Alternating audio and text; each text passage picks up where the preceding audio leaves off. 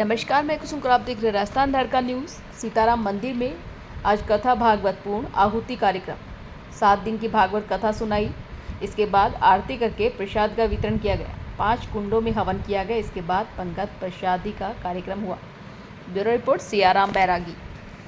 दास पर कीजिए बाबा काशी के कुतवाल कुरुक्षेत्रपाल बाबा की भैरू जी महाराज की हृदय नमनाधिकार्य प्रियंतम अग्रे पुनर्यजमान होतारो श्रावदानावन्तु हो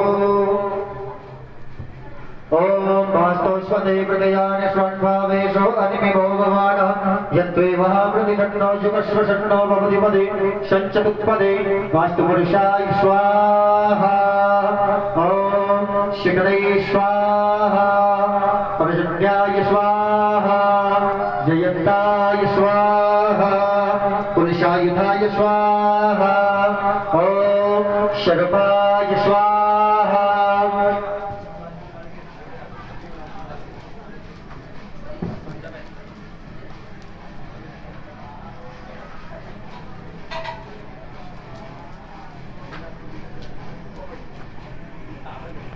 स्वाहा ओम आकाशाय स्वाहा ओम वायवे स्वाहा ओम वास्तुस्पदे स्वाहा ओम रक्षाय स्वाहा ओम सत्याय स्वाहा ओम आकाशाय स्वाहा ओम विदधाय स्वाहा